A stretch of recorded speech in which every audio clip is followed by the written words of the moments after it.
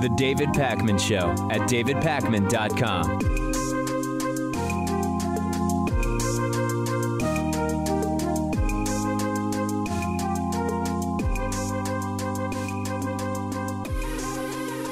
The Conservative Political Action Conference, known as CPAC, was held this weekend. We're going to be looking at a bunch of different clips from it. We'll start with clips from Donald Trump's speech, and then later we'll get to a whole bunch of other speeches and panels that took place. It'll be sort of up to you to figure out what's the wackiest of the entire gong show. But when we think about the Trump speech first, I want to call your attention to the fact that in many ways, Donald Trump is becoming more and more authoritarian. Obviously, there's the cozying up to other authoritarians and being hugely impressed by people like Vladimir Putin and Kim Jong-un and fighting more and more with our allies like France and Canada and Germany. And we've talked about the attacks on the media as the enemy of the people. There's the mention that he's made before of liking the idea of maybe allowing president for life in the United States, the way that China has moved in the direction of doing. There's the dismissal of all facts and the creation of completely fact-free narratives that make Trump sort of authoritarian. And I could go on, but a really interesting trait that Trump is adopting is longer and longer speeches. And this is just a classic authoritarian move. Fidel Castro was known for endless speeches in Cuba. Putin has done 5-hour call-in shows.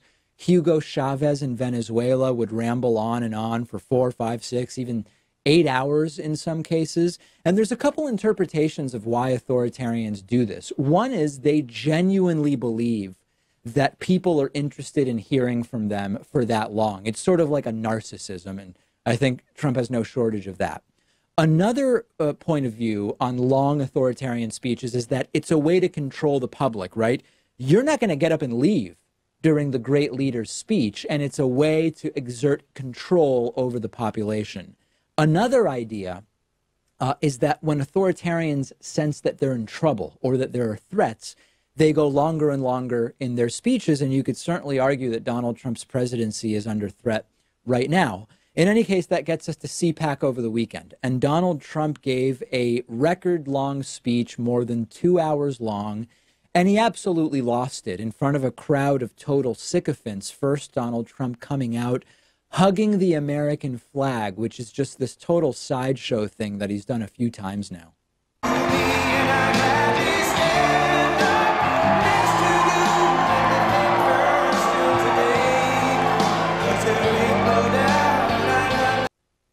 Yeah, by the way, the country music, I have to comment on the country music. How dumb and gullible are you to believe that Donald Trump, a rich guy who grew up in New York City and wants everything gold-plated, how dumb and gullible do you have to be to believe that he now likes country music and identifies it as a Republican? And I'm curious whether people agree with me. I believe that privately, this is a completely, this is a persona Trump knows is totally bogus. I believe that privately, Trump knows that hugging a flag is stupid. But he also knows enough to realize that the CPAC audience absolutely loves Trump hugging a flag, and they do. They actually think it's extraordinary, and they went completely bonkers. So then Trump gets into his actual 2-hour speech, and he goes after Robert Mueller in an unhinged tirade. Trump swears in the clip, and by the way, just so everybody knows, it's okay to air this. This is, no one's going to get fined by the FCC for airing the president's words. Take a listen to this. Unfortunately, you put the wrong people in a couple of positions, and they leave people for a long time that shouldn't be there. And all of a sudden, they're trying to take you out with bullshit, okay? With bullshit.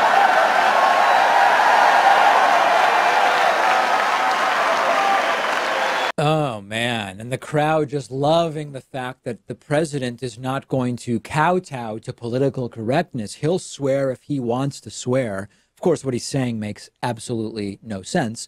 He appointed most of the people that have been involved in one way, shape, or form and saying everything that's going on in terms of the investigation is totally above board and legal and constitutional.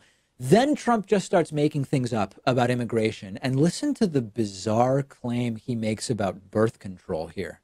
But mothers who love their daughters give them massive amounts of birth control pills because they know their daughters are going to be raped on the way up to our southern border. Think of that. True story. Told to me by the Border Patrol. Yeah, massive amounts of birth control pills. How is he this dumb? Either you're taking birth control or you're not, right? Massive amounts, as if taking more than the prescribed amounts are effective in some way. And then maybe most cryptically, most disturbingly, Donald Trump claimed during this 2+ hour long CPAC speech that he is going to be signing an executive order requiring colleges to support free speech. What does that even mean? We don't know. Trump obviously doesn't know, but it didn't stop him from saying it. Announce that I will be very soon signing an executive order requiring colleges and universities to support free speech if they want federal research dollars.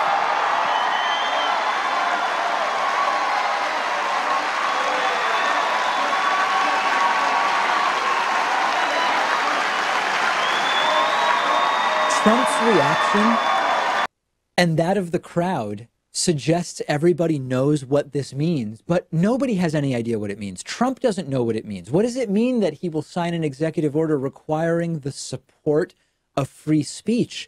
I was thinking back and actually watched over the weekend some old CPAC videos.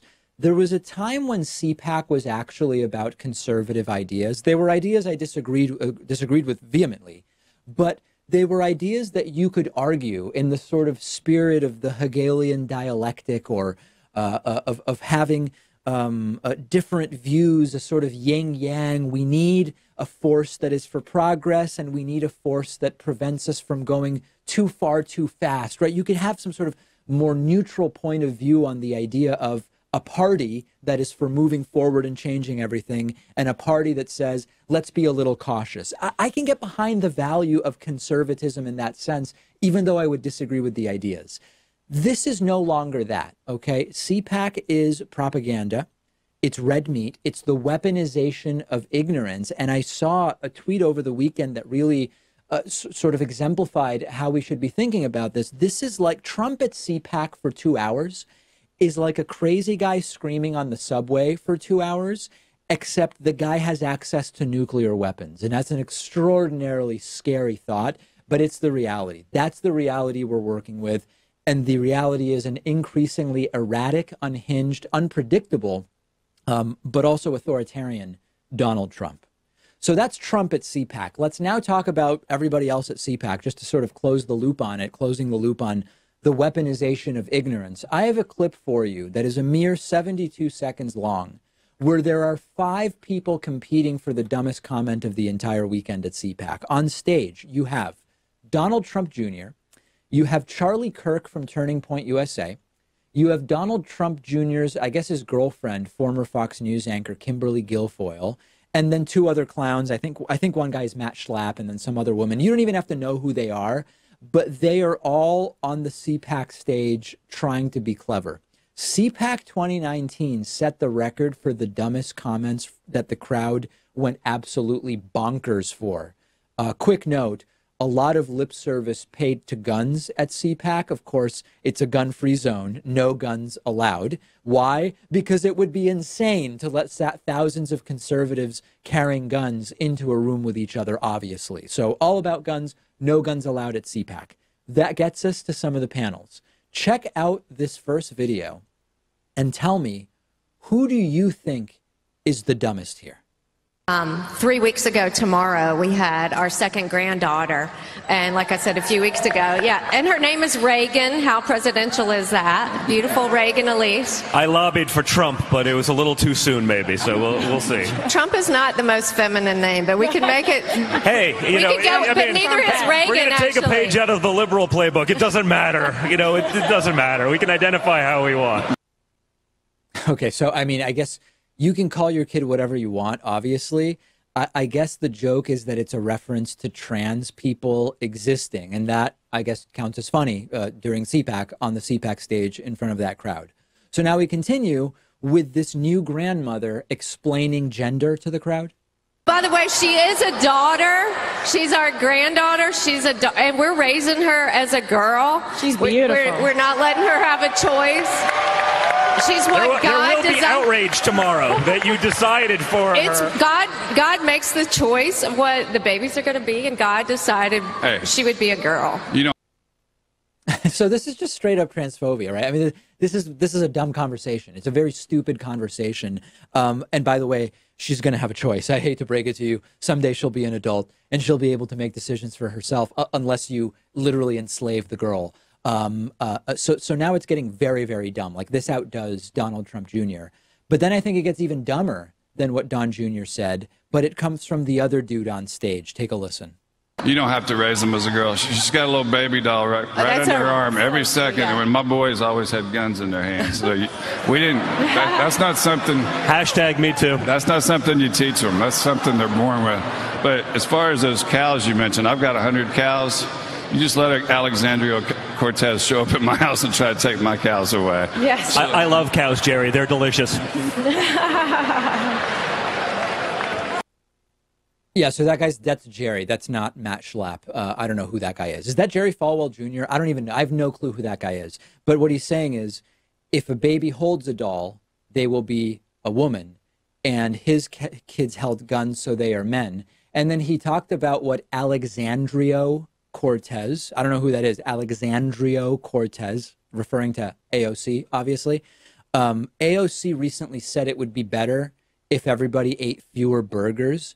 And now there's this meme that Alexandria Ocasio-Cortez wants to take people's cows. And it's a real Sophie's choice here, trying to say who said the most ignorant stuff here. And I don't know, Pat, whether the most disturbing element of this is that CPAC chose to make this a panel, or that CPAC was right, the audience would love it, and they did. I think the most disturbing element is that Donald Trump Jr. thinks he's a comedian now. Like, we know from the Michael Cohen testimony that Trump thinks that his own son has the worst judgment of all time. I think that comes true. That rings true when he's trying to make jokes there, and they completely fall flat. Other people had to fake laughs in order for it to keep going. Yeah, I mean, just sucking the air directly out of the room. So that's that panel, but that's not all. Then we get to this outrageous Congressman Mark Meadows, who literally brought in a black woman as a political prop during the Michael Cohen hearings. He opened up also by talking about Alexandria Ocasio-Cortez conspiracies and Chick-fil-A.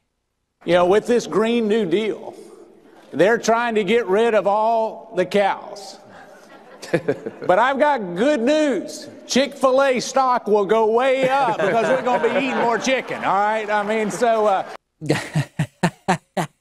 Okay, and then Ted Cruz also talking about killing cows, which really seems to miss AOC's point altogether, obviously. I hope to see PETA supporting the Republican Party now that the Democrats want to kill all the cows. Chicken and beef now, the subject of CPAC. Chicken and beef. Really an entire weekend of idiocy, weaponized ignorance, cognitive dissonance, and unfortunately, people who came away feeling invigorated. This stuff, I've been to conventions like this.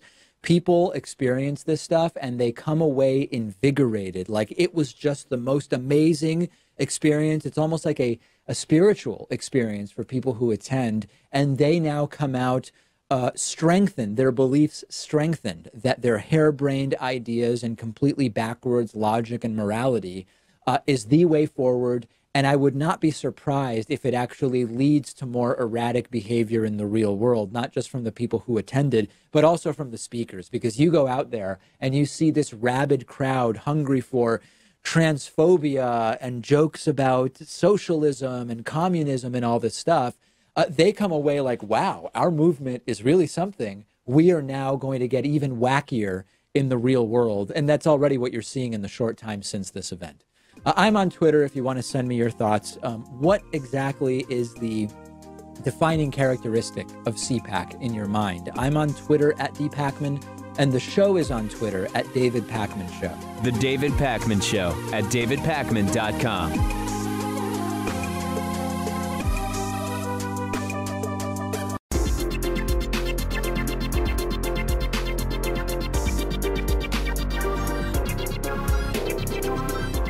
The David Pakman Show at davidpakman.com.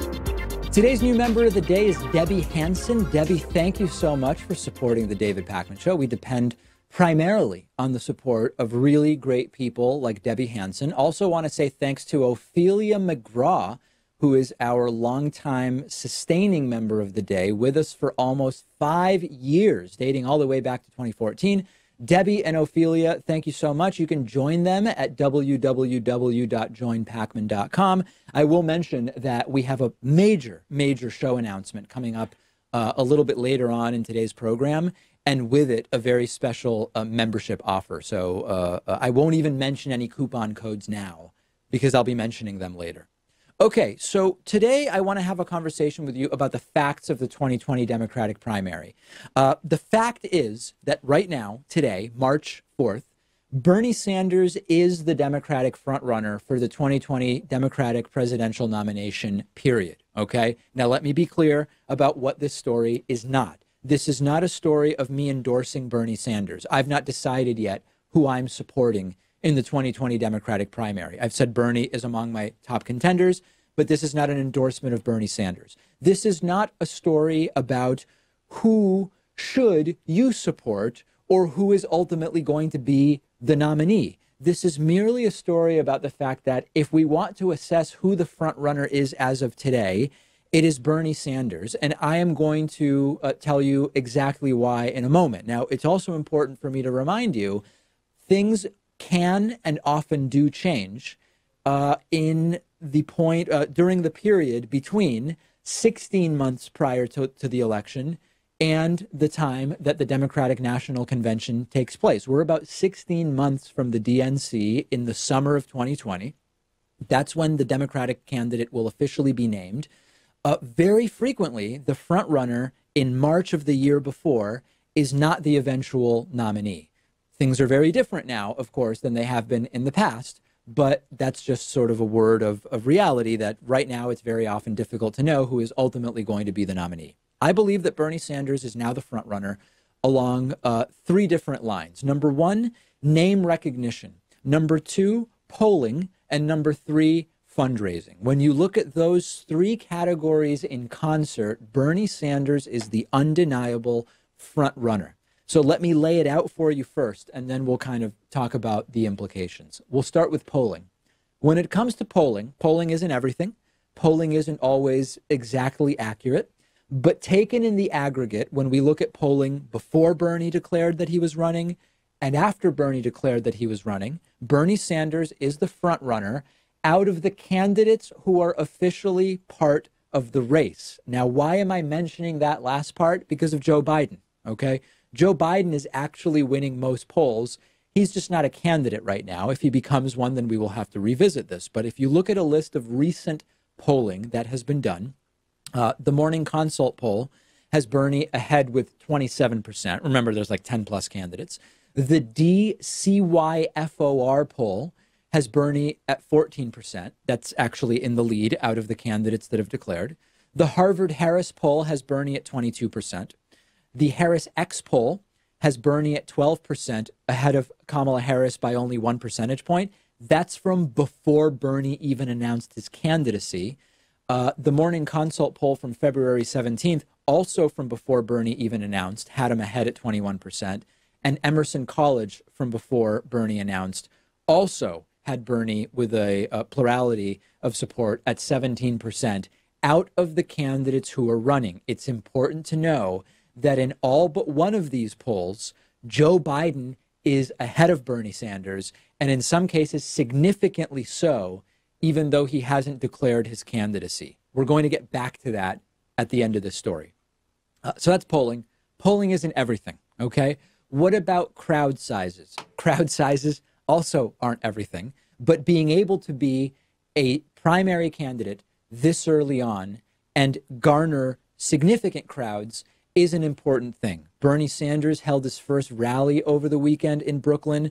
Massive crowd outdoors in the cold on a day that it had been snowing off and on, an estimated crowd size of 13,000. So that is also a point that we should be considering. But we know crowds can be deceptive and don't actually tell you that much. What does tell you a lot in our system is money, fundraising.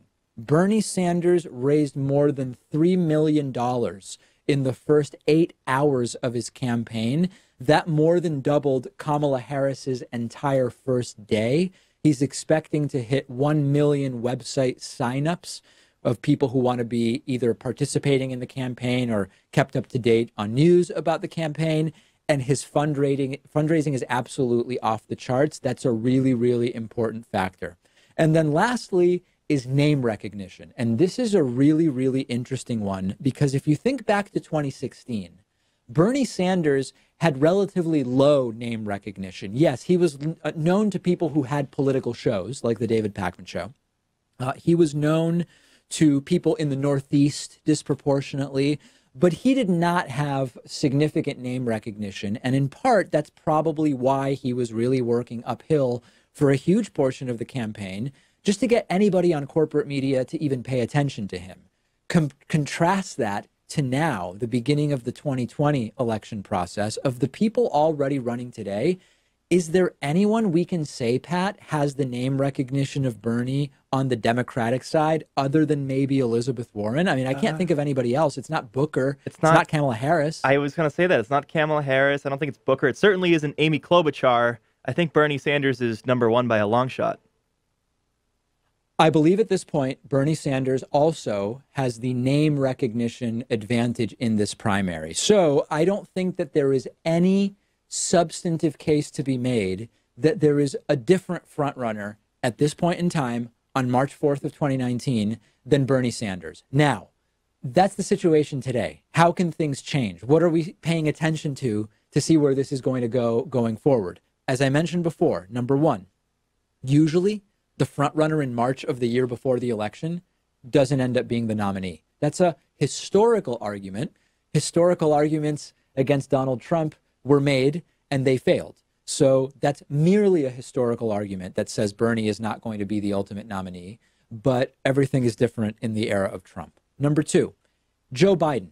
If Joe Biden enters this race, I believe he's instantly the frontrunner. Based on current polling, I would actually expect more support for Joe Biden if he ends up declaring, because as we saw with Bernie, when Bernie formally announced his candidacy, his support went up in polls, and Joe Biden is doing really, really well in the national polls. Number three, what is the role of the DNC going to be here? We know that there are different degrees that people claim the DNC affected the 2016 primary. There are those who say they may have preferred Hillary, but ultimately she got millions more votes than Bernie anyway, and we can't say that it was merely because of the DNC that Bernie lost. There are others who say Bernie would have been the nominee were it not for the DNC. Whatever your position is on that issue, there's an open question as to in what ways will the DNC get involved in the 2020 Democratic primary.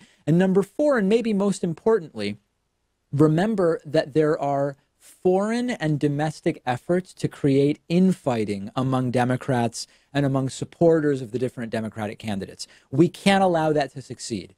The media, even despite its best efforts, if we're charitable, covers Bernie in a way that they play into the idea that he's bad for Democrats, that he's bad for the left.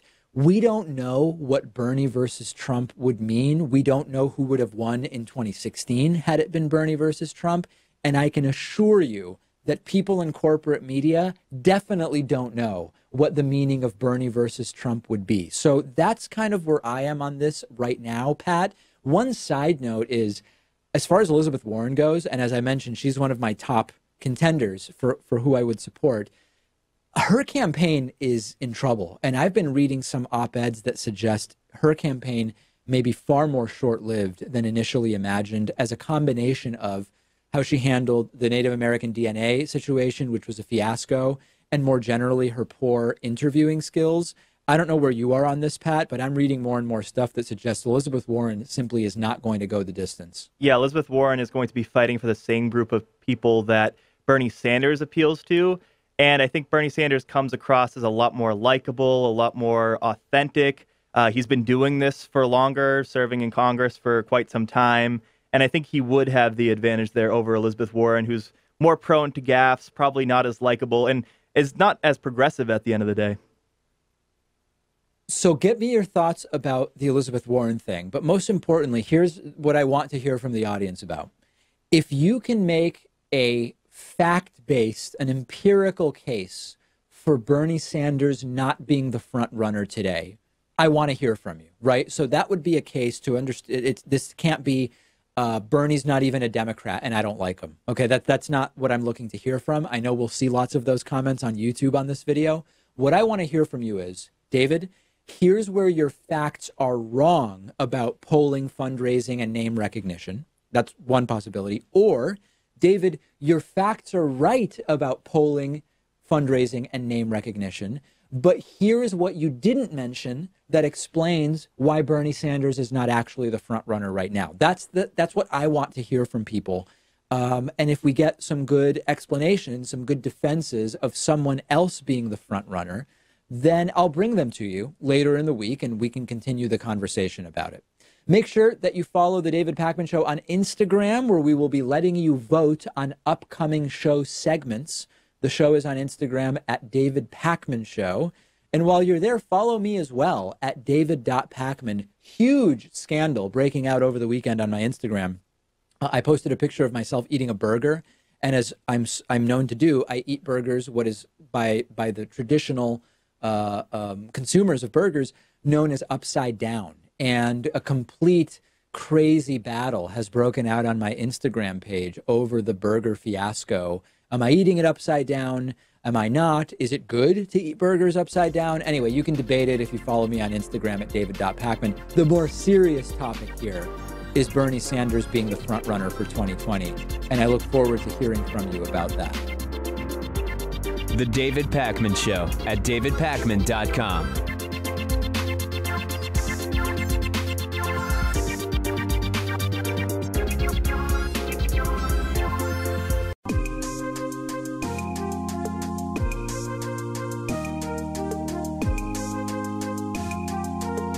Welcome back to the David Pakman Show.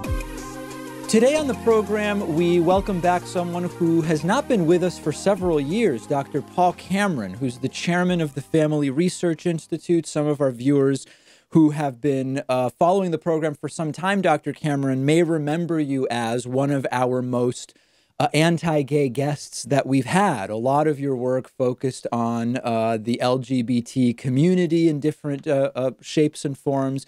And eventually, in part 2 of the interview, I want to get to your more general thoughts about the incredible sort of increase in LGBT rights in the U.S. over the last many years. But before we get to that, you reached out to me a couple of weeks ago claiming that you had been proven right on a few particular LGBT predictions that you had made. Most interestingly to me, that you predicted that there would be more and more LGBT people over time. And you believe that is the case, do you not? I do. I didn't predict that it would happen necessarily, but I did predict that if our society, or any society, were to equate homosexuality and heterosexuality, to make heterosexuality, homosexuality as attractive, to tell its children, one way or the other, it's okay, there would be an enormous growth in homosexuality. And I think, but this I'm not sure of, that the increase in LGBT or LBGism is going to be unstoppable unless society actually does something to arrest it. Okay, so let's first describe how you are measuring that there are more LGBT people in society. On what basis do you say that? Well, there are actually a number of different polling organizations, Pew, Gallup, and of course, the federal government is running a number of different polls, usually under the CDC or HHS, and all of them show a dramatic increase, usually to about the same magnitude, That is, in the aggregate, about a doubling since earlier polls, not quite as sophisticated in the 80s and early 90s. So the latest iteration of a federal government poll that I think is very good is the one on drug use and so forth. And that one has something like 40-some thousand folk in it. And there's been measuring of high school students in particular. And that, of course, is the area which is the most likely to show an increase. It's the one that's most sensitive to educational and media preachments.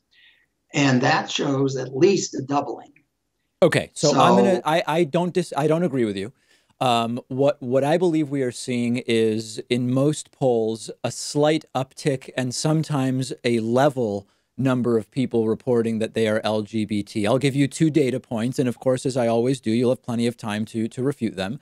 Sure. If you look at Gallup numbers over the last decade, you've seen very modest increases, often within the margin of error. For example, 3.8% in 2015, up to 4.5% in 2018. That would be one data point. A second data point would be the National Survey of Family Growth, which is run by the CDC. That shows that for many surveys, all the way back to 2002, about 1.3% of respondents say that they are gay or lesbian. Number who say they are bisexual has varied a little bit over time. So I'm simply not even seeing the data you claim exists. But I think importantly, there's a really key issue here, which is there's a difference between more people reporting that they are LGBT versus more people simply being willing to tell the truth on surveys. And as stigma goes down, it would make sense that even without changing the percentage of the population that is LGBT, that more people are just comfortable saying that they are because society has to some degree destigmatized it. That's true. That's possible. However, that would seem to indicate, or that would seem to, it would seem to indicate that what we're looking at here is, as you say, opening up, telling the truth for the first time. That strikes me as improbable because, for instance, if you look back into the 80s where we did our research and the 90s and so forth, where HIV and AIDS was very prevalent in the media, the statistics there are much smaller. And I would argue that we're looking at a real increase, especially with the high school stuff. Now, to be sure, how many of these high schoolers will retain what they claim? How many of them will change as they actually experience more of life and engage in sexual activity? It's possible.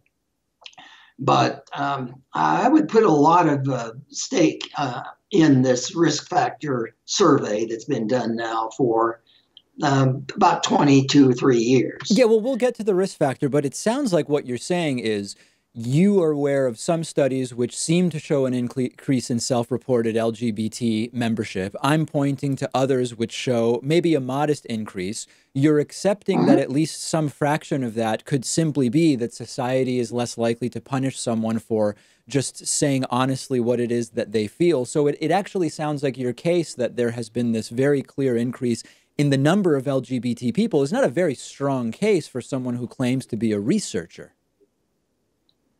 I think it's fairly strong.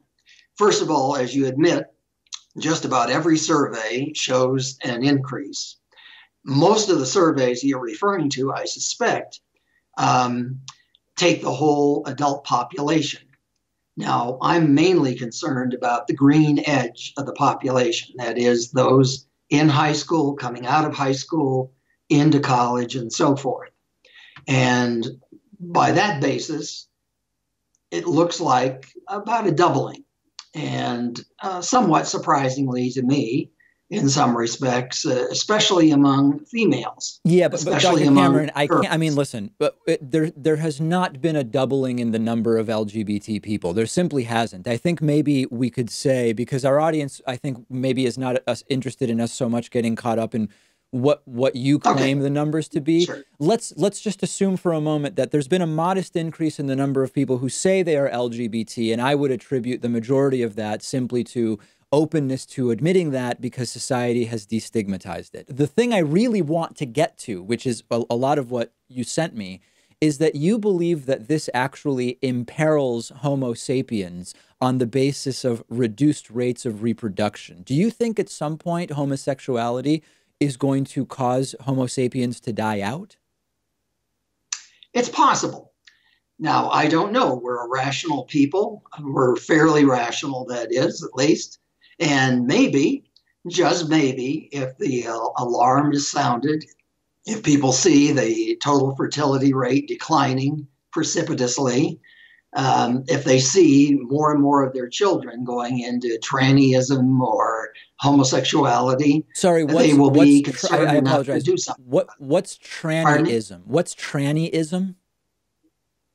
That's the notion that somehow you're in the wrong body, that you have been misplaced biologically, that you're psychologically really a girl, even though you're physiologically and biologically a male. And why would people choose, as you say, why would people choose to go into that? Like, what benefits would it confer? It seems, in fact, to be extraordinarily difficult, both societally and medically, to do that. Why is that something somebody would choose? Interestingly, the media has had a lot to do with this, and of course, activists, the tranny activists that had a great deal to do with this. Our society is complex. People who live in it are always looking for reasons why they're not famous or interesting, or people aren't paying enough attention to them, or aren't just interested in what they have to say and do. And I'm afraid there we have an incredibly documentable increase, something from around 1 or 2 out of 10,000 perhaps in the 1980s to something approximating almost 2%, according to the latest CDC poll of high school students. Well, you're misstating the poll. The poll, that's not 2% of people believe that they are transgender. But I think the interesting thing you mentioned is you said that sometimes people are looking for ways to get famous. How many famous transgender people do you know of, or could you name? Well, starting out with Renee Richards, I guess in the 80s, as I recall. And of course, we have this fellow, Bruce Jenner, who's supposedly changing or whatever. Caitlyn now, had his own TV program and so forth. Apparently, our children, our high schoolers, are unusually susceptible to what they see on TV, what they're taught in school, and if they go to college or university, all this. But Dr. Cameron, let's if we can choose your pronouns. Let's stick to one issue at a time, if we can. You cited the idea of being famous as making transgenderism appealing. I asked you for some names. You went back to 1980, which is 40 years ago, named 2 people, one of whom was famous long before they transitioned. So that doesn't seem like a very effective way to get famous, does it? Well, I don't know about famous, but to give one a life course, to give one a reason to get up in the morning, to give one a special attention anywhere you go. Different argument. Generally speaking, if you're a transsexual, you get attention. Now, it may or may not be positive, but you're noticed. And people talk about you, and people look at you. Okay, but your first argument related to being famous, and now you're simply saying it attracts attention in public. But I want so there are these interesting offshoots which kind of give us insight into your perspective. Let's pause our very exhausting conversation with Dr. Paul Cameron right there and pick it up with him tomorrow. The David Pakman Show at davidpakman.com.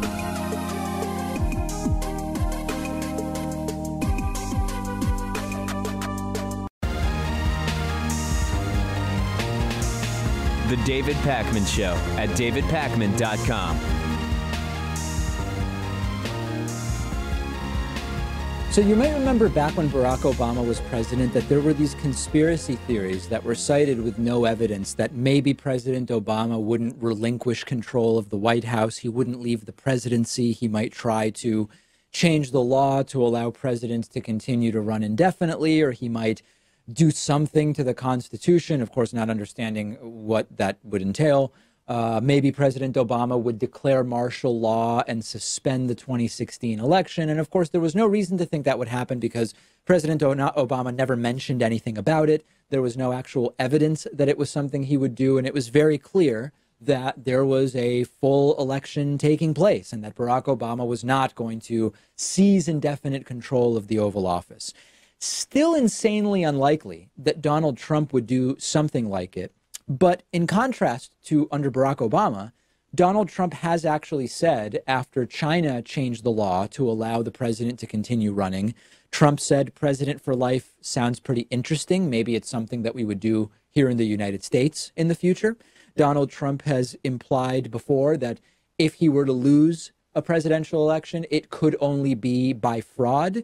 You might remember that during the 2016 election, he was actually asked, if you lose, will you accept the result? And he said, well, we'll see, not even willing to say, yeah, if I lose, I lost. And then to add to all of this, Donald Trump's own former personal lawyer, Michael Cohen, said during his testimony last week that he fears Donald Trump will not peaceably transfer power if he loses the 2020 election. Let's take a listen to that clip. And I will not sit back, say nothing, and allow him to do the same to the country. Indeed, given my experience working for Mr. Trump, I fear that if he loses the election in 2020, that there will never be a peaceful transition of power. And this is why I agreed to appear before you today. So tons of people emailing me saying, how could a president even try to stay in power? Like, how could he try not to leave? Who would actually remove him? So let's actually play it out. There's a few primary scenarios here. So let's take it seriously. Let's deal with it once, and then we can sort of move on. The first example is like the simplest one. Imagine that there's some kind of psychotic episode, a mental health thing, where Trump is refusing to leave, but is not coherently contesting the results of the election, and his administration's not contesting it. That's the simplest situation. I think Secret Service just removes Trump, maybe with mental health professionals. Like, I don't think that that's really the most complicated scenario. I also don't think it's the most likely scenario. What we're really talking about here is that the election is close, maybe it's contested, and ultimately Donald Trump, as well as his administration and staff, decide they don't believe Trump actually lost. You'd have a president-elect. You'd have that president-elect in touch with the FBI and the Secret Service and the Justice Department and the Joint Chiefs of Staff of the military, and there would be a physical removal of the president, period. It's insane. It's crazy. But in a situation like that, that's how it would go down. But that gets us to the importance of the military. And again, I'm doing this because people are emailing about it. I'm doing it because Michael Cohen suggested that it would happen last week, not because I think this is a likely scenario. Authoritarians being able to stay in power often comes down to support by the military. If we talk about Venezuela, for example, ultimately, whether Nicolas Maduro stays or goes could come down to whether the military backs Nicolas Maduro. If indeed the military backed Trump not leaving power, then you are all of a sudden talking about a coup d'etat, right? A coup by the state. Is that likely? I don't think so. This is something that is often said about other presidents. They're never going to leave the White House. They're going to refuse to relinquish control. And it's bogus. And here it's also probably bogus. The difference is we have Trump's statement about maybe accepting election results. We have Trump's statement about it sounds pretty good, president for life. And we have Michael Cohen's statement here. So, Pat, for the good of the country, I hope that it never actually comes to this. But I think that those are the ways that it would play out if it did come to that point in time. I can't imagine that if there is a decree from a Supreme Court or from a Federal Elections Commission or whatever, that Donald Trump has lost. I don't know how the military supports Trump just staying in power. I think that our system of checks and balances here in the U.S. is strong enough so that even if Trump decides that he's not going to concede, it won't matter at the end of the day because he'll be taken out one way or another. But I don't think it'll come to that because Trump has shown signs that he's willing to cave when he knows that he's lost, like on family separations and the government shutdown recently. So I don't think it'll come to that. He may refuse to attend the inaugural of whoever defeats him, but I think that's about it. Yeah, I think the most likely scenario is that this is not a thing, but since Michael Cohen mentioned it, and there's actually more to make us think about it than with any recent president I can think of. We've talked about it. That's how it would work, and now we can move on to bigger and better things. Speaking of bigger and better things, over the weekend, the David Pakman Show YouTube channel achieved and surpassed 600,000 subscribers, which is such an exciting milestone, particularly because it happened so quickly after 500,000 subscribers. It feels like just yesterday, although it was a few months ago, that I was telling you about 500,000 subscribers, and now we have reached 600,000 subscribers, and YouTube has just been such a great platform for us.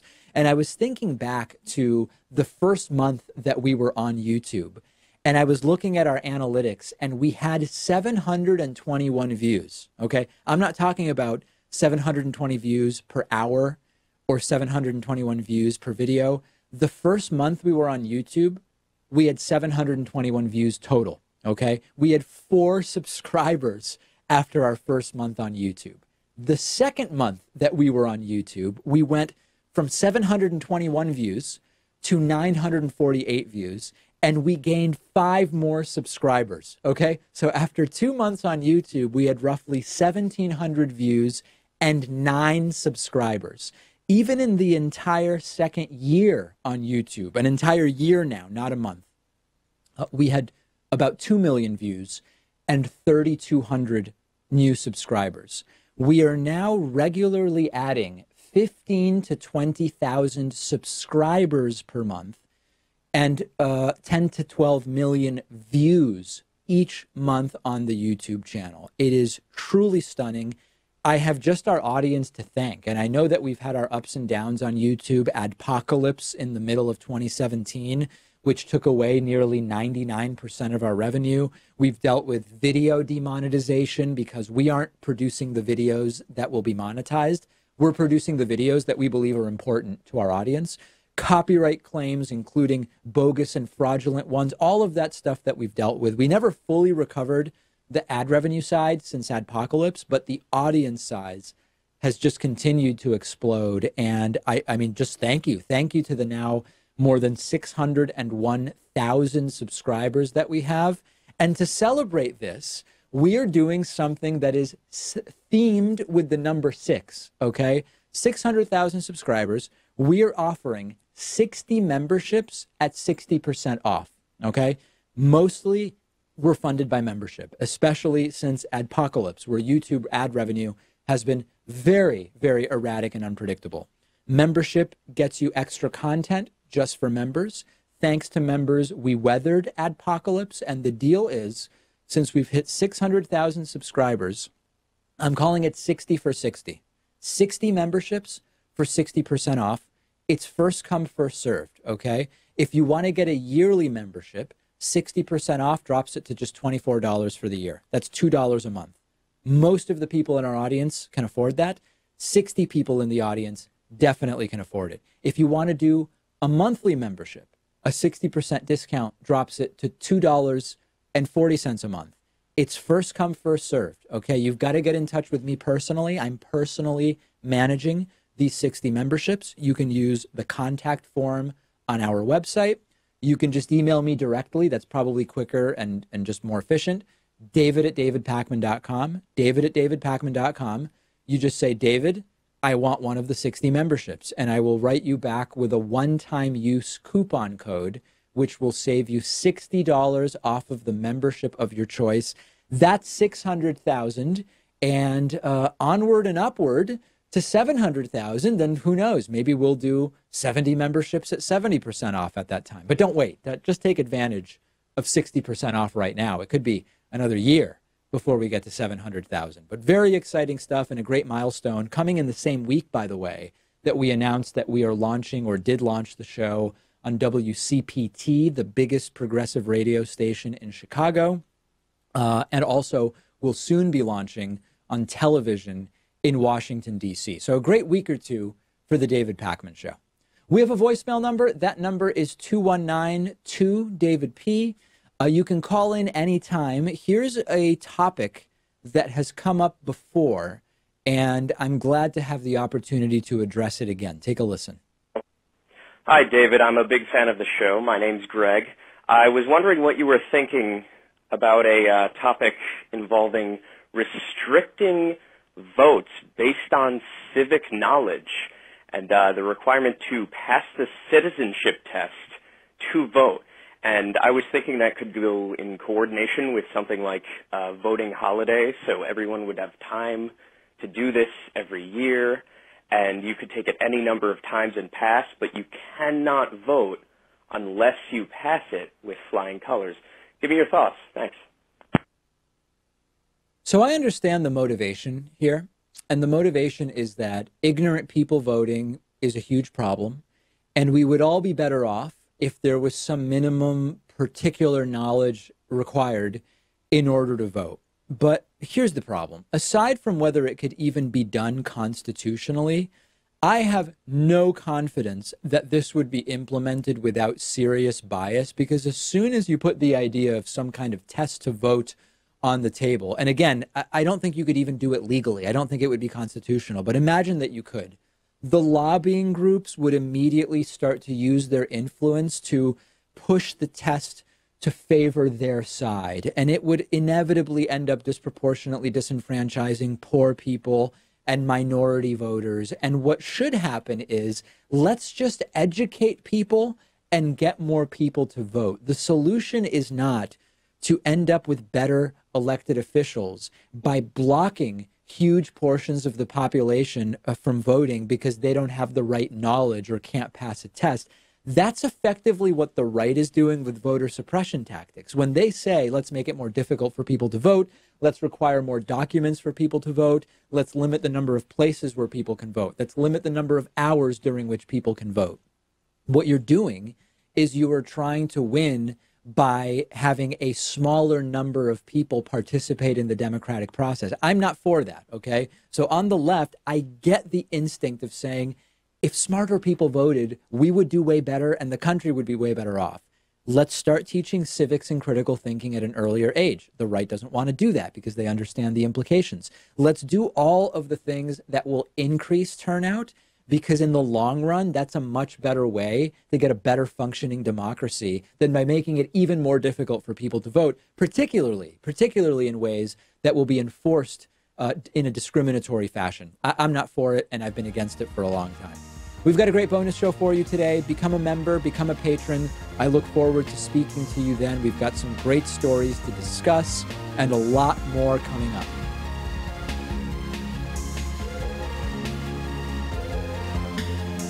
The David Pakman Show at davidpakman.com.